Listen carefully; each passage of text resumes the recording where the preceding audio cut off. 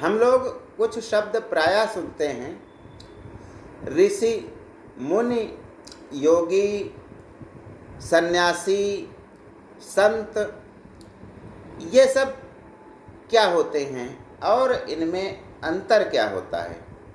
तो आइए ज्ञान गंगा के इस 3 पत्ती कार्यक्रम में हम विचार करते हैं कि आखिर ये कौन से मनुष्य होते हैं जो ऋषि हैं या मुनि हैं और इनमें अंतर क्या होता है। सबसे पहले हम देखते हैं महंत। महंत शब्द सबने सुना होगा। महंत शब्द का मतलब होता है कि धार्मिक संस्थाएं जो होती हैं, जो मंदिर होते हैं, उनके प्रशासनिक संचालक जो होते हैं और उनके प्रबंधक जो होते हैं, उन्हें हम महंत कहते हैं। मंदिर में महंत का पद सबसे बड़ा होता है और उसके द्वारा ही मंदिर का अपनी इच्छा अनुसार और जो मानक हैं भारतीय संस्कृति में, उनके अनुसार मंदिर का संचालन किया जाता है। तो महंत का मतलब होता है कोई भी मंदिर हो, धार्मिक संस्था हो, उसका सबसे बड़ा पदाधिकारी महंत कहा जाता है। अगली बात हम करते हैं मुनि की। मुनि क्या है? मुनि शब्द संस्कृत के मौन से आया है, जिसका अर्थ होता है मनन करना, यानी चुपचाप किसी बात का, किसी तथ्य का मनन करना, उसके बारे में सोचना। संस्कृत में मुनि जो होते हैं, उनके बारे में कहा गया है कि वे बहुत ही गहराई को ध्यान में रखते हुए हर विषय के बारे में समीक्षा करते हैं, सोचते हैं, यानी बहुत ही जो गहराई से और आत्म संयम रखकर किसी विषय को सोचते हैं, तो उसे कहा जाता है मुनि। यानी गूढ़ बातें जो जानते हों हर क्षेत्र की। जैसे नारद मुनि हैं, यानी उनको हर प्रकार की गूढ़ बातें ध्यान में हैं, वे जानते हैं। और यह भी गुण होता है मुनि का कि वह कभी क्रोधित नहीं होता है।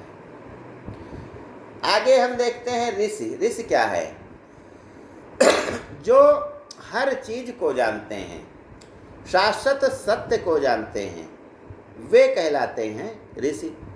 झूठ नहीं बोलते हैं, शास्त्रों का उन्हें संपूर्ण ज्ञान होता है, विज्ञान की हर चीज का ज्ञान होता है, विज्ञान के परिणाम का ज्ञान होता है, वरदान और शाप इनके जो होते हैं वे व्यर्थ नहीं जाते हैं, ये ऋषि कहलाते हैं। जैसे भरद्वाज हैं, कश्यप हैं, जमदग्नि हैं, अगस्त्य हैं। हमारे पुराणों में, धार्मिक ग्रंथों में सप्तर्षि की बात आती है। इस 7 ऋषियों का एक समूह है जो सबसे बड़ा माना जाता है। ऋषि भी 4 प्रकार के होते हैं। एक होते हैं महर्षि, जो ऋषियों के भी ऋषि होते हैं। ऋषियों को के ऋषि अर्थात ऋषियों को जो ज्ञान देते हैं वे महर्षि कहलाते हैं। दूसरा होता है राजर्षि।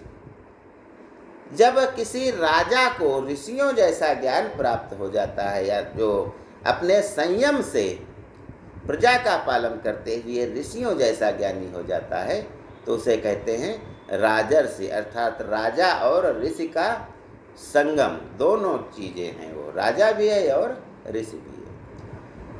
आगे हम देखते हैं देवर्षि। जब कोई देवता ऋषियों जैसा ज्ञान प्राप्त कर लेता है तो वह देवर्षि कहलाता है। नारद मुनि भी इसी श्रेणी में आते हैं, इसीलिए उनको देवर्षि नारद कहते हैं कि देवता भी हैं लेकिन ज्ञान कैसा रखते हैं? ऋषियों जैसा। हर विषय के बारे में वे जानते हैं। आगे आते हैं ब्रह्मर्षि, जो पूरे ब्रह्मांड का ज्ञान रखते हैं, उन्हें ब्रह्मर्षि कहते हैं। विश्वामित्र और वशिष्ठ ब्रह्मर्षि थे। जिन्होंने भारत ही नहीं पाश्चात्य देशों के भी यात्रा की थी। ऋग्वेद में ऐसा कहा गया है कि इन दोनों ने, वशिष्ठ और विश्वामित्र ने, अमेरिका तक जाकर वहाँ ज्ञान दिया था।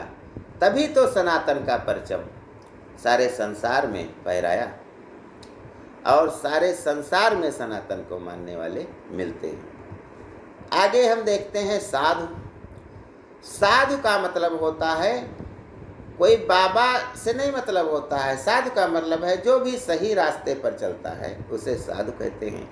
जो दूसरों को अच्छा ज्ञान देता है उसे साधु कहते हैं।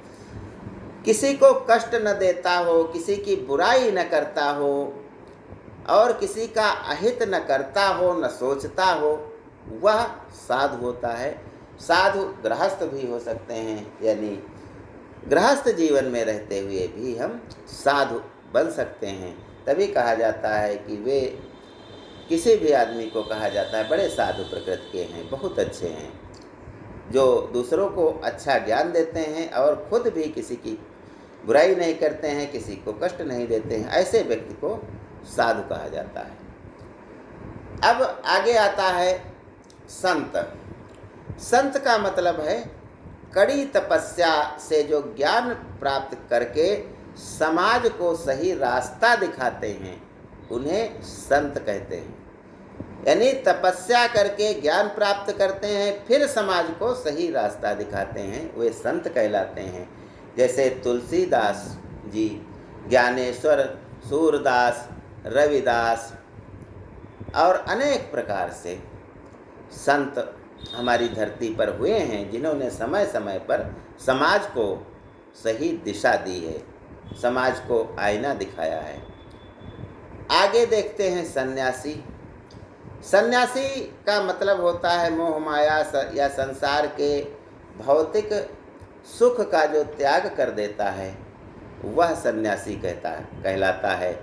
उसका न कोई परिवार है, न भाई है, न कोई बंधु है, न पत्नी है, न पुत्र है। यानी भगवान को प्राप्त करने के लिए और ज्ञान को प्राप्त करने के लिए जो अपना सारा जीवन लगा देता है, वह सन्यासी कहलाता है।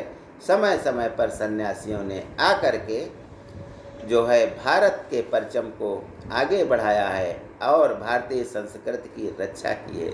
नागा साधु जो होते हैं वे सन्यासी की ही श्रेणी में आते हैं, जो अपना भी पिंडदान कर हुए होते हैं और अपने परिवार का भी किए हुए होते हैं।